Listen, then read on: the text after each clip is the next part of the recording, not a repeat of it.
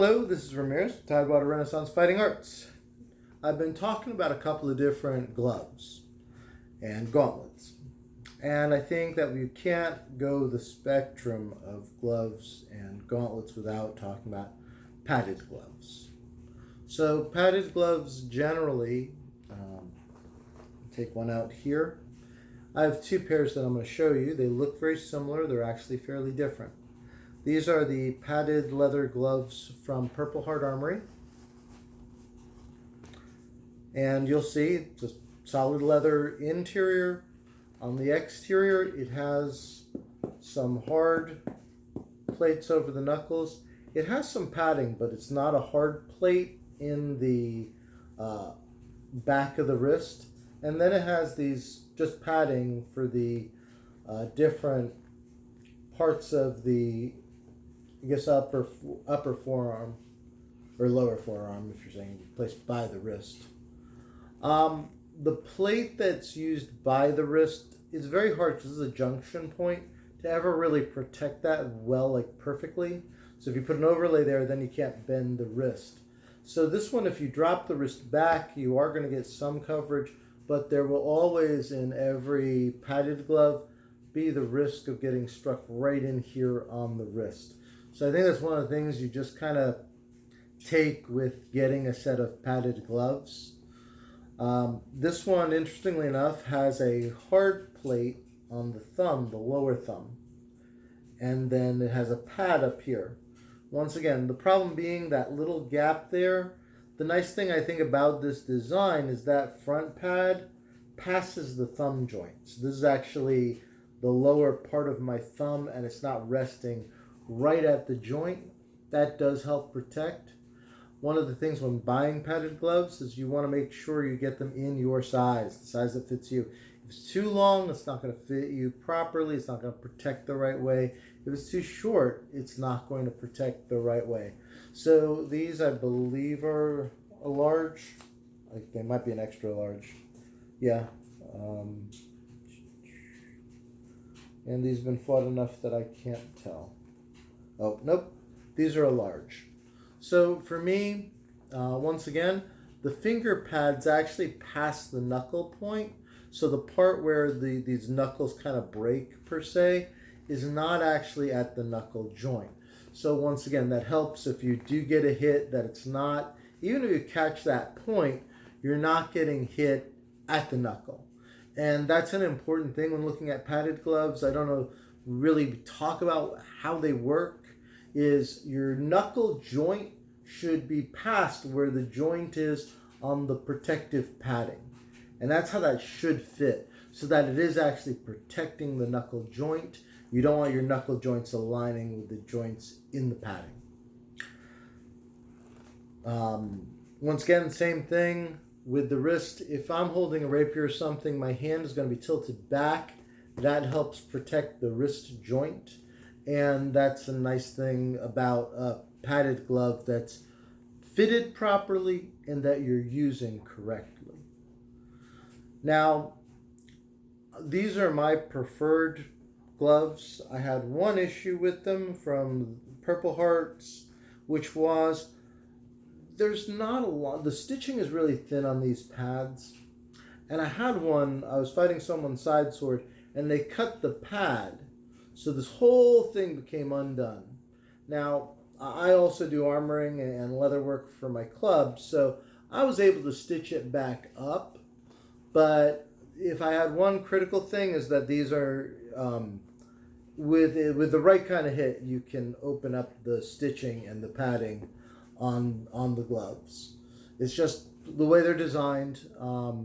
It is repairable. As I showed you, I repaired this one.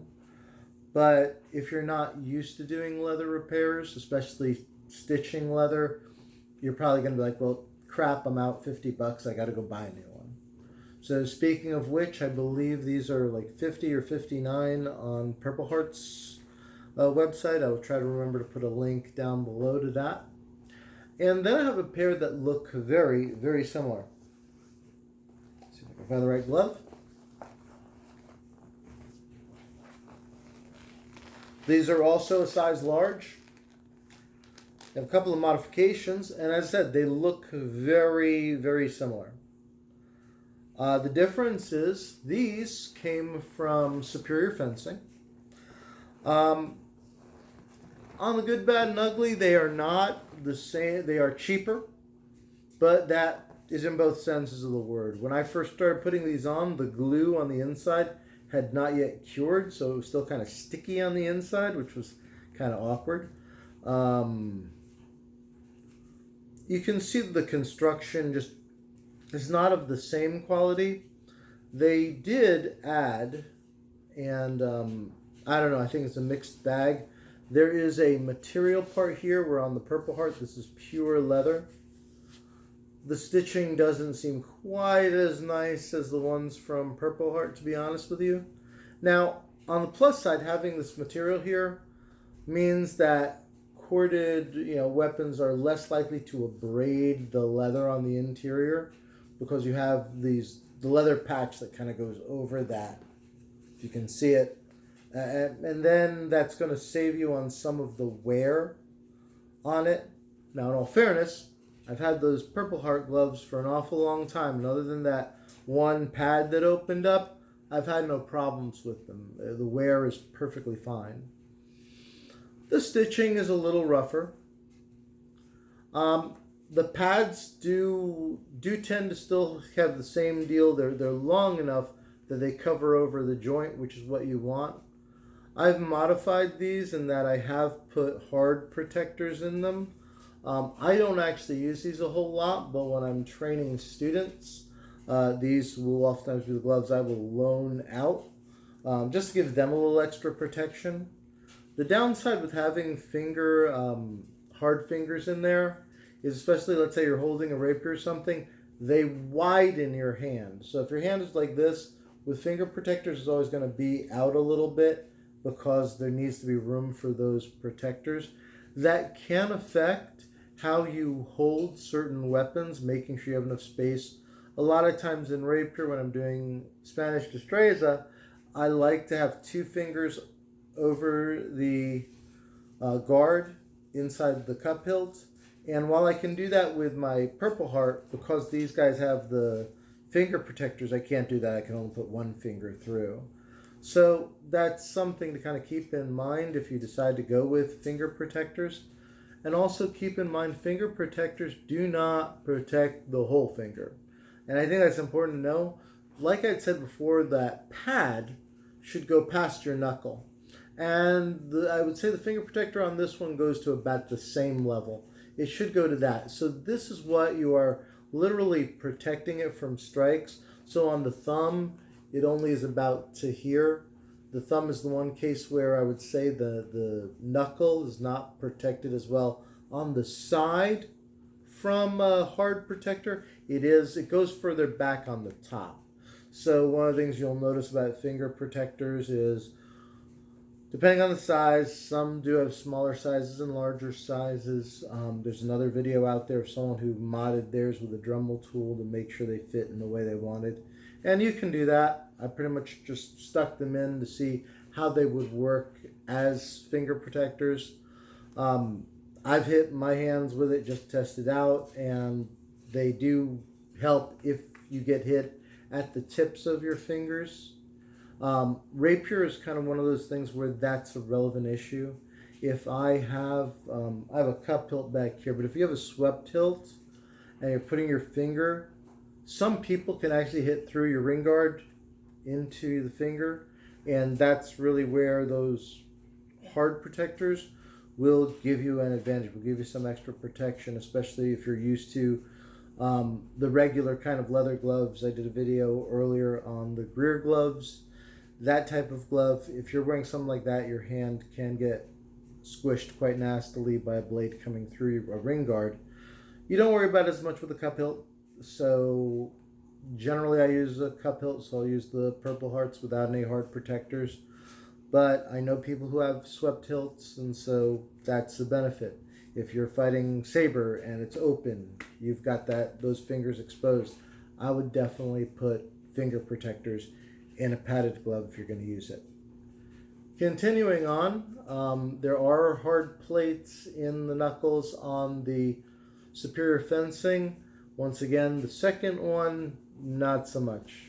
I think that's part of the wrist needing to bend a little bit. They don't want to put the hard plate there, but it is solid padding there. There's a bigger gap between where this plate and these fingers go. If I put that in comparison to the Purpleheart, you'll kind of see this one just kind of bends in. It does have that gap, but it folds back. This one, it's a little larger. You can still get that protection, but it is something to keep in mind. If I'm like right here, there's no protection on that wrist if that pad isn't kind of back in your hand. And as I said, that's really kind of what's meant for these, is that you're not out like this the whole time, rather that you're back and that anything that hits will hit that plate. And once again, I think that that's something you need to know about if you're fighting saber, single sword, rapier. You know, how do these actually work to protect you? If you have your hand like this, you have some padding, but it's very little. You don't have that big pad, so it's meant for your wrist to open up just a little to give you this kind of decent protection on a set of padded gloves. So, bottom line, these are cheaper. They'll do the job. If you're ordering other stuff from Superior Fencing, it's probably worthwhile because of the shipping. Just toss these in your basket because it won't necessarily raise the price of your shipping. If you are in the United States and the Purplehearts are a little more expensive, I could have just as easily put the fingertip protectors in these. They're the same size. As a matter of fact, the finger protectors I bought were from Purpleheart, but I put them in the other gloves because these are the ones that I'm comfortable with. And as I said, since I use cup hilt rapier, I'm not really worried about finger hits on my cup hilt hand. So these are, I think, as I said, they're either 50 or 60 bucks. I do like them. As I said, I had one random instance of someone managing to open this up. The thing I would tell you is also a lot of people don't use any type of rubber blunts or tips on their blades. Those are the ones that are going to probably open up your padded gloves. So if you're really that concerned about it, only fight people who are willing to put a tip on their blades.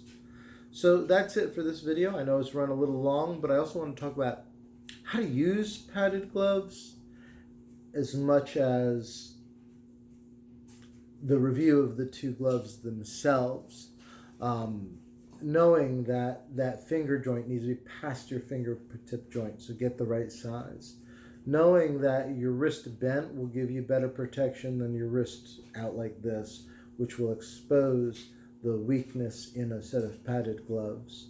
The idea that with finger guards, if you have something like a saber where you're holding it around, those will help protect the knuckles here if your guard doesn't do a good job of that, or the fingertips themselves.